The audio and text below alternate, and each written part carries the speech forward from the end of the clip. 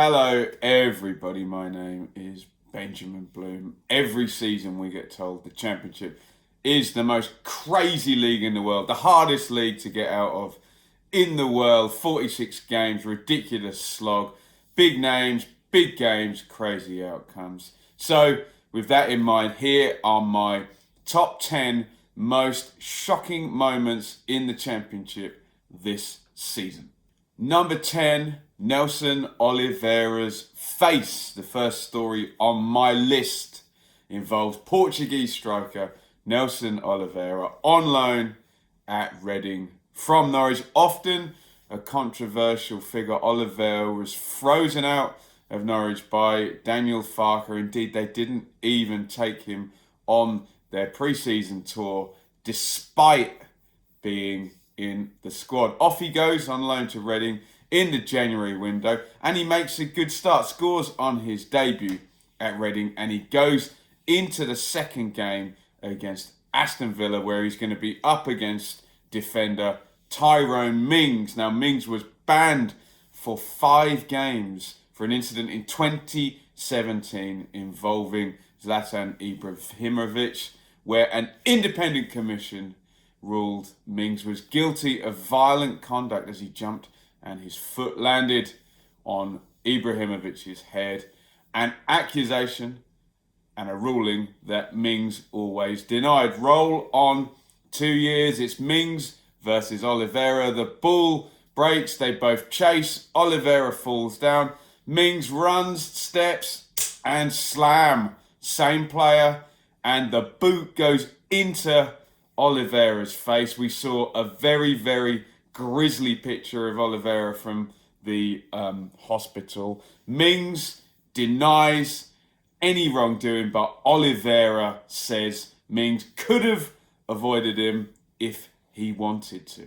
Did he do it on purpose? Who knows? Only Tyrone. Make up your own mind, but it made for pretty horrifying viewing. Number 9, the Dan James transfer saga. Swansea winger Dan James burst onto the Championship scene this season.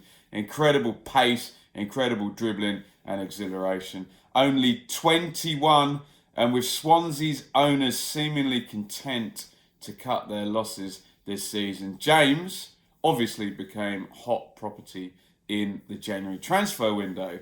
Income leads top of the league at the time with a nice package to take James to Ellen Road. He's going to go on loan for the rest of the season and then sign at the end. The whole thing totaled 11 million, and James would seemingly, with the Bielsa style, be the perfect player with that speed and acceleration. James makes the journey up from Swansea to Elland Road and apparently signs the deals, does the press pictures, and is sat there waiting for the announcement to make. The clock ticks, 9 p.m, 10 p.m, 11 p.m, we wait. And Swansea, after all that, refused to sign on the dotted line and sanction the deal. James, who's thought he might have been having a life-changing transfer, possibly into the Premier League next season, heads back to Wales. What an absolute mess. We're only going to find out in due course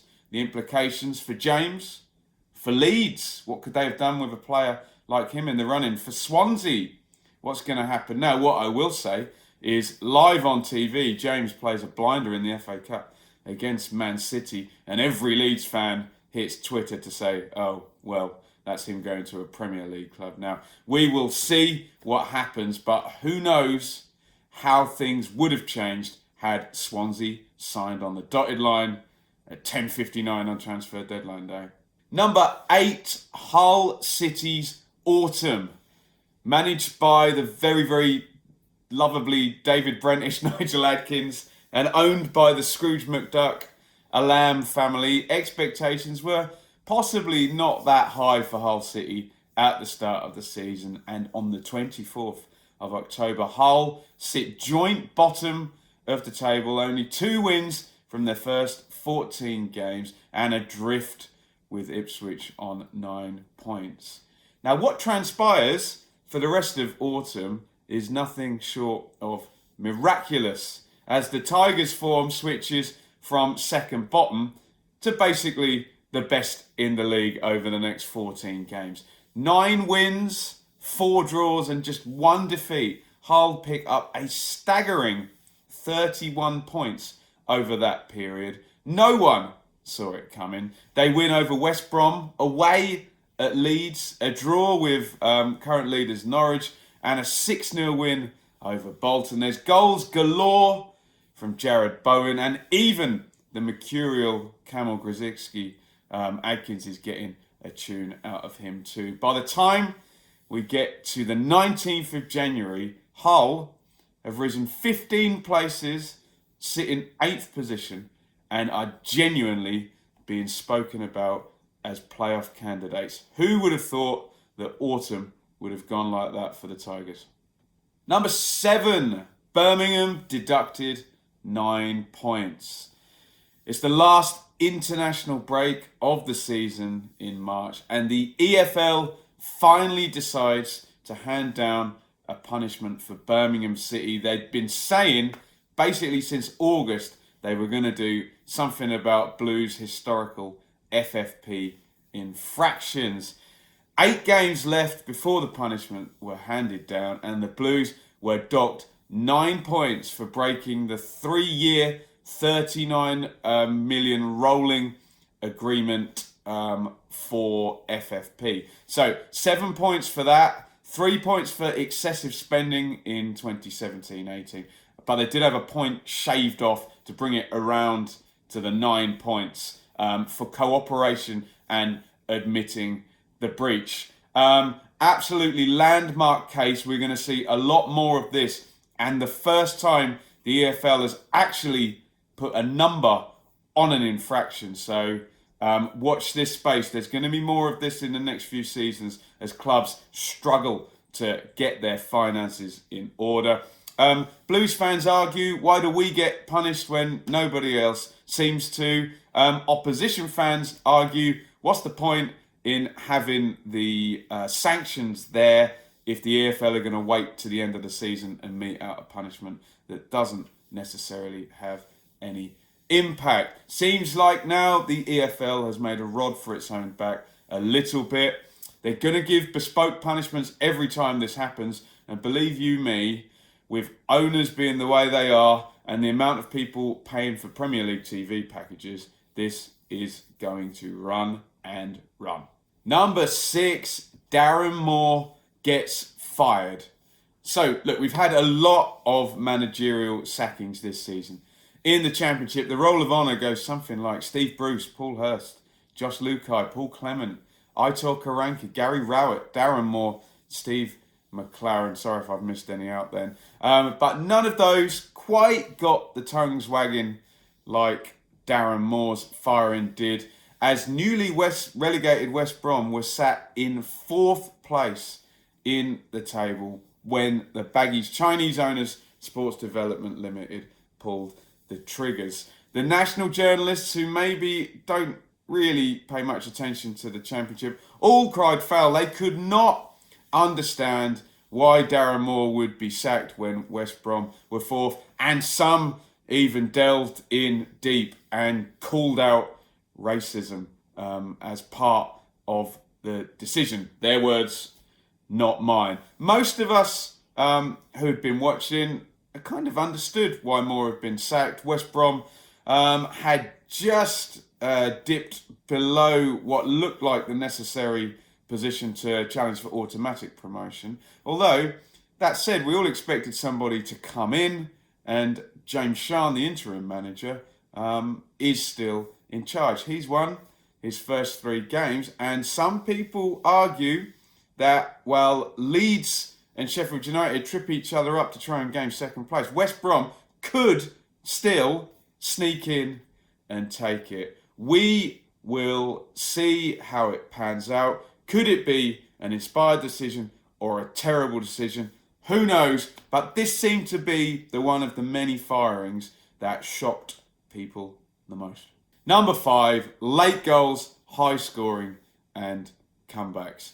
We know what to expect from the Championship, but this season just seems to have been hyper ridiculous with the high scoring, the comebacks, and particularly the late goals. I turned up in August for game number 1, the Friday night championship game, and right from there the precedent was set as Tom Lawrence heads in the 94th minute. A day later, Middlesbrough come back at Millwall way into stoppage time to make it 2-2.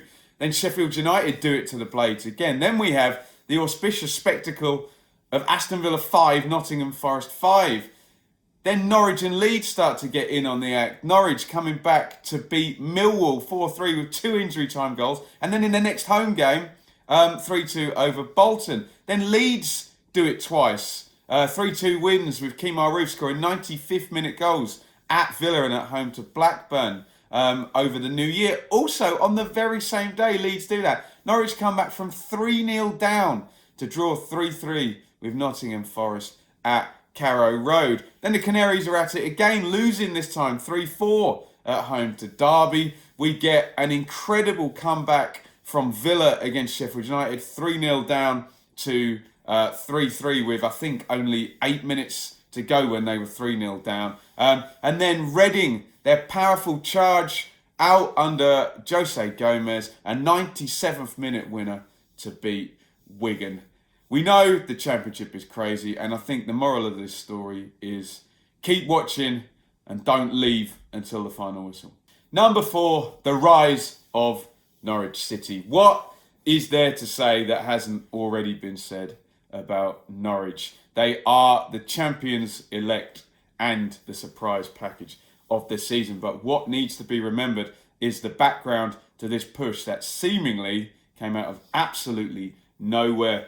Now, we know that Norwich do not have an external investor propping them up. So when their final parachute payments ran out from their last Premier League run, it was the sales of Maddison and Murphy that filled the hole in. What we didn't know is that in the background, Stuart Webber, the sporting director, had been plotting and planning for an entire season. Daniel Farke had a bad first season, finishing in 14th with a well above average wage bill. He's just lost his best player, and in come unknown names like Timo Pukki and Emi Buendia. It didn't look good, and it didn't start well for Norwich either. And during the early September East Anglian derby at Ipswich, the chants were Farke sort it out from the crowd. And then what happens next is nothing short of incredible. Take Hull's run in autumn and pretty much make it last for a whole season, and you've got Norwich. A brilliant rise from them. Pukki goes up front. The young fullbacks come in to balance up the team. Every one of the signings seems to work out and get involved. The incredible Stiepermann, the weirdest number 10 you will ever see. And Norwich go on a run up the table. We're all expecting them to drop off. When is this run going to end? No, the run is not going to end. And off they go to Elland Road for a top of the table shootout. This is where the run's going to end. No, Norwich live on TV take apart Leeds in a really quite excellent away performance. And from then on, the credibility of the challenge just rises and rises. An incredible winning streak. And Norwich, seemingly from potential financial huge problems, have pulled out of the bag with the last coin going into the fruit machine. An absolutely brilliant campaign. And I think a lot of the non-parachute teams need to look on and take note as over the next few weeks Norwich confirm their promotion into the Premier League. Number 3, Spygate. Wow, what a story. We took to Marcelo Bielsa immediately when he came in, this kind of footballing deity from South America.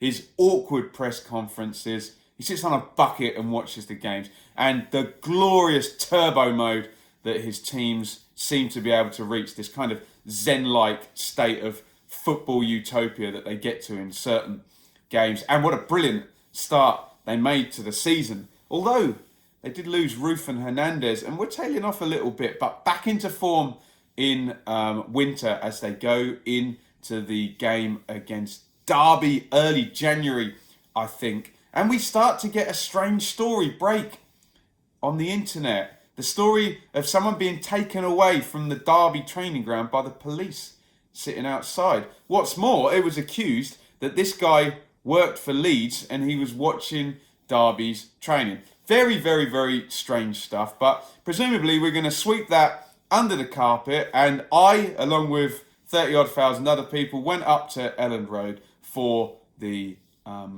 championship game between Leeds and Derby on the Friday night in early January.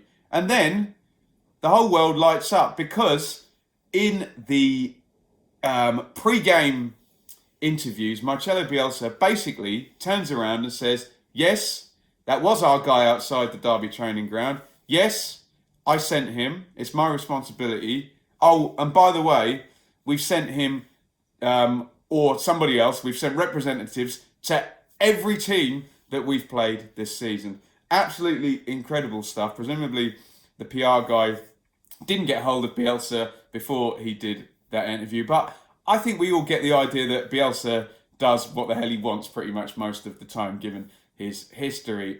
We do admire his honesty, I guess. On goes the game. Leeds are fantastic. That's a moot point. They beat Derby. But the story not only goes national, but international because of Bielsa's reputation. Leeds managed to put a lid on it for a few days, but the next Wednesday during the afternoon, it's announced that Leeds will be calling an impromptu press briefing at 5 p.m, to which Leeds fans massively panic. Is Bielsa going to resign? What the hell is he going to do? Well, what happens is the press turn up at Elland Road. Bielsa plugs in his laptop to the projector screen and proceeds for well over an hour to show the world how he prepares for games and all the statistics that are legally used, that are public knowledge, that he uses to prepare his squad for games. Fascinating stuff. Adds to the myth of Bielsa completely. Enthralling stuff, like I say, but doesn't really make much difference because he didn't really address the issue that was being spoken about, the guy that had been sent to, quote, spy on Derby. And with that in mind, Leeds admitted a breach of EFL Regulation 3.4, which states, in all matters and transactions relating to the league, each club shall behave towards each other club and the league with the utmost faith. Leeds were fined 200 grand and severely reprimanded, as we always get with Leeds. The Leeds fans cried foul. All the other fans said they should be deducted loads of points and whatnot. Loads of stirring goes on. A lot of the other clubs actually asked for the inquiry to be made. So an absolutely amazing story now swept under the carpet. And Mr. Bielsa, he leaves a mark wherever he goes, leaves an indelible mark in the narrative of this season. He might leave another one if he can get Leeds over the line this next couple of months. Number 2, Jack Grealish gets punched. There's 2 things in the Championship that always manages to get people talking. One is Leeds, and the other seems to be Jack Grealish, this brilliantly flamboyant English midfielder who seems to have a habit of riling up people with his socks down, his short shorts, no shin pads. He's got pretty cool hair. He's been in the press most of the time. And if ever what Simon Cowell was thinking about when he defined the term X Factor, that kind of intangible charisma that some people just seem to have, Jack Grealish has got the X Factor. He splits opinion. We're constantly arguing about him on the channel. I think he's a brilliant player. Other people disagree, but what we can't disagree about is what happened in the Midlands derby here was pretty unacceptable. I turned up for the game, white hot atmosphere, as you'd expect, always in the Birmingham version of this game. Bit more control at Villa Park, bit more open, but real atmosphere inside St Andrews. Deafening, and within literally the first 10-15 minutes, I don't remember exactly, Grealish, he goes into the Birmingham box, wins a corner, and he turns his back to walk into the box, ready for the corner to be taken. Strangely, then I was in the opposite corner. We see someone running onto the pitch. What the hell are they doing? This guy wearing a hat, he runs up behind Grealish, and he completely blindsides him with a punch. As usual, when a supporter runs on the pitch, they normally can't keep their balance because they are not wearing football boots and have studs in there. So the guy kind of dawdles up, and it's a punch nonetheless. He doesn't hit him well. It's not the greatest connection, but it's still a blindside, and he still knocks Grealish off his feet. As he turns back, Blues fan Paul Mitchell is then surrounded by bewildered Villa and Blues players, police and stewards, and he's escorted away. Absolutely shocking scenes. I've never seen anything like that at all. Mitchell, straight off, sentenced to 14 weeks in jail, lifetime ban from Blues, 10-year football banning order. He's got to pay the court costs as well. Absolutely shocking stuff that nobody wants to see. Grealish said afterwards he was lucky. What happens if the guy's carrying a knife? Blues acted swiftly, as did the police. And the great message from all of this, Grealish gets straight up, he laughs it off, and in the second half, what does he do? Comes forward and scores the winning goal for his team. Probably the best end you could get to what was a pretty unsavoury incident. Number one, Ken Anderson and Bolton Wanderers. Yes, okay, I've not gone for the big name and the YouTube views. I've not gone for Leeds and Grealish. But this story is really, really important because it involves one of the 24 clubs and a great club with a great history like Bolton nearly being liquidated and not existing, which I think we can all as fans get behind and say we don't want to see these great historical institutions going under because the people running them aren't necessarily the best people to be running them. So Ken Anderson came into Bolton in 2016. He takes control of Eddie Davis, 94% controlling share. Anderson had previously in 2005 been disqualified from being a company director for 8 years after his firm Professional Sports International Limited and 7 of his other companies went bust. That was his background. Wanderers had been in bad financial difficulties for a long while. The excesses of bad past decisions really haunting Wanderers for years and years, and Eddie Davis had written off a massive chunk of money owed to him to keep the club going already. Bolton were relegated in 2016, promoted back in 2017, but the supporters' relationship with Anderson continued on this downward trajectory.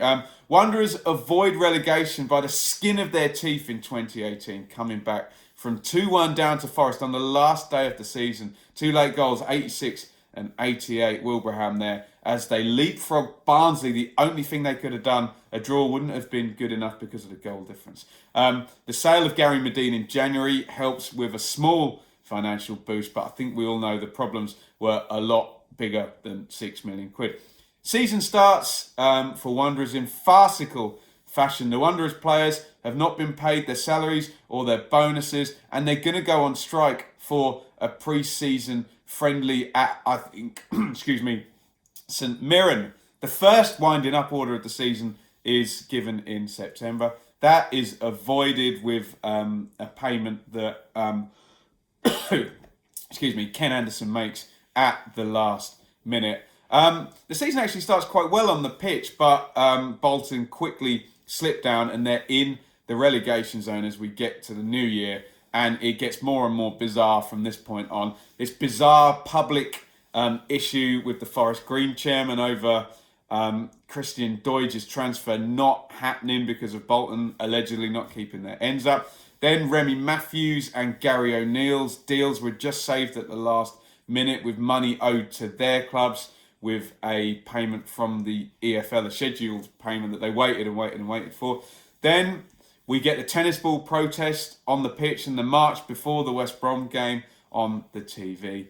Another winding up order is issued. That was stopped right at the last with the fat lady singing and delayed to this very week that I'm speaking. Then we're back in court this week. And again, another deferral until I think May at some point, with a bidder, a buyer in the background. Complete chaos. Again, staff not paid. And this time the police step in and say there's going to be no safety certificate for the next 2 games. Absolute chaos at Bolton.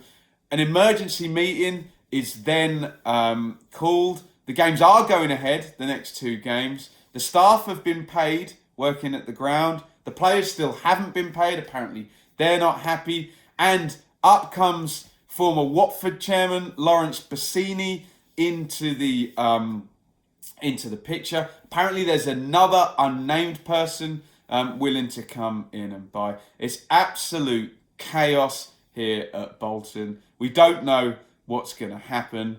It looks like they're going to definitely get to the end of the season, and there are people in there interested in buying. One of them's gone on the radio today and talked about their plans for the Premier League. So we don't know whether these people are good or bad for Bolton. But I think I speak on behalf of most right-minded football supporters that would say we don't want to see these football clubs going under. What we do want to see, though, is people stop taking ridiculous gambles on the football clubs, because the people who are going to lose out are the fans in the end. The Premier League is one of the most watched, marketable products in the world, period. The Championship is not. And unfortunately, they're inexorably linked by promotion and relegation every season. Everybody is gambling. And why I've made this the most shocking story is because I am very worried. All the Premier League teams, most of them are losing money as well, but they know that big payment's coming in. These Championship teams need to stop gambling, or when I do this video next season, we're going to talk about a club having been liquidated that took it one step too far. Anyway, that is my top 10 list of the most shocking moments in the Championship this season. Let me know your thoughts. If you think I've missed any out in the comments, please feel free to fact check me on anything. Just keep it civil. We know what YouTube can be like. I'm a fan, just like you if you're watching this, and we can all interact like adults on YouTube, I am sure. So get involved in the comments, hit the subscribe button. Loads of good Championship content coming up. Over Easter, I'm going to be at tons of games, so look out for my match reviews. Follow me on Twitter, @BenjaminBloom. Thank you for watching, and see you very soon.